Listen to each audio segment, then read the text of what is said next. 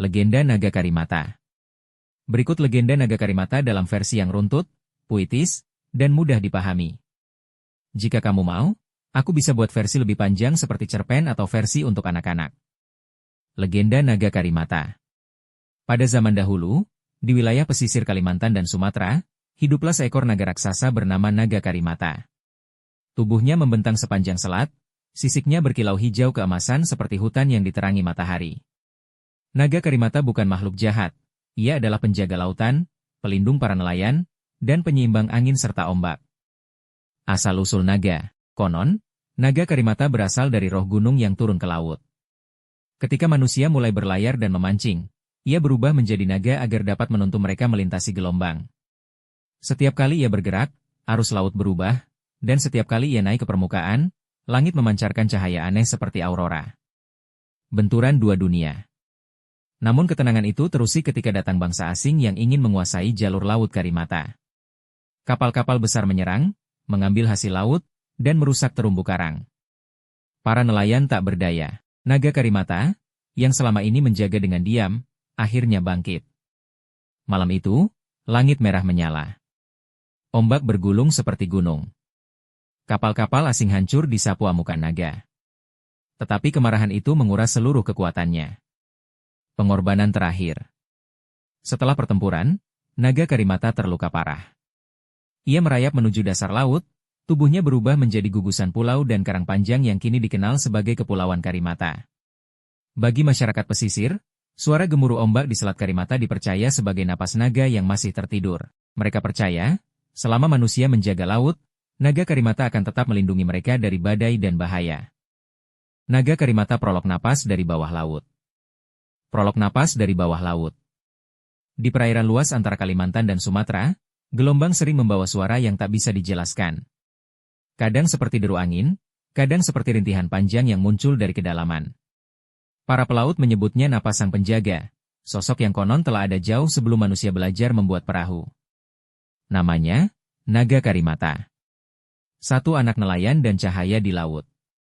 Ardan, seorang pemuda nelayan berusia 17 tahun, tinggal di sebuah kampung pesisir yang tenang. Ayahnya selalu berkata, "Laut itu ibu, kalau kau menyakitinya, ia akan mengembalikan luka itu padamu." Suatu malam, ketika Ardan sedang memasang jaring bersama ayahnya, air laut tiba-tiba berubah hangat. Permukaan air mengeluarkan kilau hijau keemasan seperti sisik yang memantulkan cahaya bulan. "Ayah, apa itu?" tanya Ardan. Sang ayah tak menjawab. Wajahnya pucat. Dari dasar laut terdengar suara berat, panjang, dan lembut. Ardan merasakan getarannya lewat ujung jarinya. "Itu, napas Naga Karimata," bisik ayahnya. Dua penjaga yang terlupakan. Keesokan harinya, para tetua kampung berkumpul. Mereka mengatakan bahwa naga itu muncul bila laut sedang gelisah, bila keseimbangan alam terganggu. Di balai kecil kampung, seorang nenek tua bercerita, dulu, Naga Karimata muncul sebagai cahaya panjang di bawah laut. Ia menjaga karang dan menjaga angin tetap jinak. Tapi sekarang, ada yang mengusik perairan. Ardan mendengarkan dengan mata berbinar. Ia selalu percaya pada legenda, tetapi ini adalah pertama kalinya ia melihat tanda-tandanya dengan mata kepala sendiri. 4. Kebangkitan Naga. Di malam paling gelap dalam ingatan kampung, cahaya hijau keemasan muncul lagi. Kali ini jauh lebih terang, membelah laut seperti pilar cahaya. Air mendidih. Suara bergemuruh. Lalu, bangkitlah makhluk itu. Tubuhnya panjang seperti pulau, sisiknya seperti zirkon yang terbakar cahaya bulan. Matanya menyala seperti bara hijau. Ketika ia mengangkat kepala dari permukaan laut, seluruh kampung tersungkur ketakutan. Ardan terpaku. Untuk pertama kalinya dalam ratusan tahun, Naga Karimata muncul sepenuhnya. Kapal-kapal asing panik. Mereka menyalakan meriam, menembaki laut. Sebagian meriam mengenai sang naga, tapi gelombang yang tercipta dari hentakan ekornya lebih kuat dari apapun yang bisa dibuat manusia. Kapal-kapal itu terlempar seperti mainan, terpecah dan tertelan laut. Namun kemenangan itu tidak tanpa harga. Dari luka-luka yang terbuka di tubuhnya, darah naga mengalir seperti cahaya emas yang padam. 5. Pengorbanan terakhir. Pagi itu, laut hening. Tidak ada angin. Tidak ada burung. Ardan menemukan dirinya berdiri di tepi pantai, memandangi sosok naga raksasa yang perlahan tenggelam. Tubuhnya menggeliat, lalu diam, seperti gunung yang runtuh perlahan ke dasar laut. "Tunggu, jangan pergi," bisik Ardan, meski ia tahu suara itu tak akan terdengar.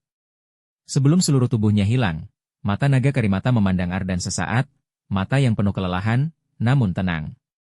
Setelah beberapa saat, dari tempat naga itu tenggelam muncul daratan-daratan kecil, karang-karang panjang, dan pulau-pulau baru. Itulah kemudian yang disebut Kepulauan Karimata.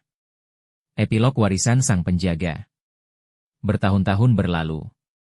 Ardan tumbuh menjadi tetua kampung. Ia mengajarkan anak-anak muda untuk menjaga laut, karena laut menyimpan sejarah, kekuatan, dan pengorbanan yang tidak terlihat manusia.